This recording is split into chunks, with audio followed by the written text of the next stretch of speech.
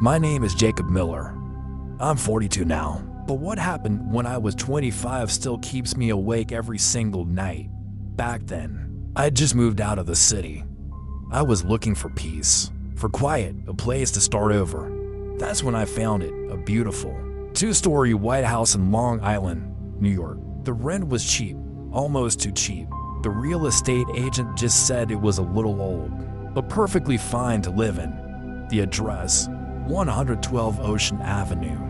When I first arrived, I remember the silence. It was heavy, unnatural.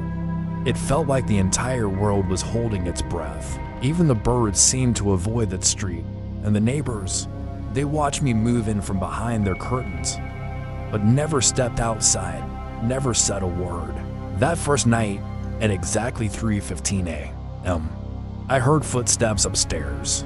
They were soft, barefoot, with a slight dragging sound.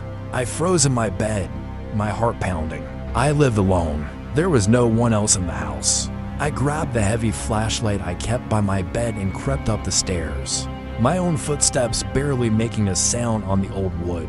The moment I reached the landing, the footsteps stopped. Complete silence. I checked every room, one by one, all empty, except the last one at the end of the hall. The air inside that room was freezing, so cold I could see my own breath fogging up in front of my face. And that's when I saw it, a shadow standing by the window. It was tall, motionless, and its eyes seemed to reflect the pale moonlight. I blinked just for a second, and it was gone. But the smell it left behind, it was the coppery scent of blood mixed with the acrid smell of gunpowder. The next night, it happened again. Same time, 3:15 a.m. The same soft footsteps, same dragging pattern.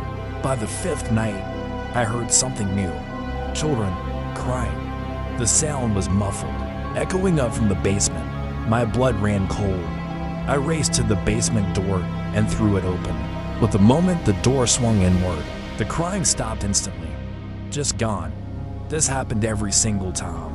That's when I started digging. I went to the local library and spent hours searching through old newspaper archives. And there it was, on the front page of a yellowed paper from 1974, the DeFeo murders.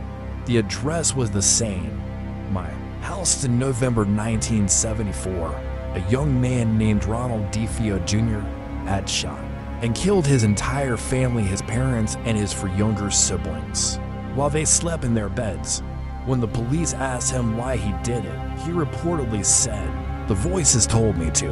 And the time the medical examiner estimated the murders happened around 3:15 in the morning. After learning that everything in the house changed, it got worse. Doors would slam shut on their own with terrifying force.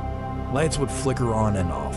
And that smell of death, it was constant now, hanging in the air like a thick fog. One night, I was sitting in the living room, trying to convince myself it was all in my head, when I heard a voice right behind me, a whisper, so close it felt like someone was breathing on my neck. It said, "Get out or join them." I spun around. There was no one there, but the walls, they were bleeding, thick, dark. Crimson streaks were sliding down the pane, as if the house itself was alive and wounded. My heart was a drum against my ribs. I ran. I just ran out the front door, screaming, not even bothering to lock it behind me. 2 days later, I came back with the police. I had to show them, but when we stepped inside, the blood was gone. The smell was gone. There was no trace of anything unusual. It was just a house, except for one thing. Upstairs, in that same bedroom, by that same window where I saw the shadow, someone had written something on the wall in faint, almost invisible letters. It said, "No one ever leaves." Months passed. I later heard that every tenant who moved in after me left within weeks.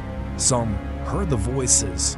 Some said they saw things. Some just felt they were losing their minds. The house still stands there today, but the city changed its number from 112 to 108 Ocean Avenue, hoping people would forget its history. But it's still there, watching, waiting. The house doesn't want to be forgotten. It just wants someone to listen again. 315, 315, 315. Thank you so much for listening to my story. If you enjoy content like this, please consider liking this video and subscribing to the channel for more. It really helps us out, and we'd love to have you as part of our community. Stay safe out there.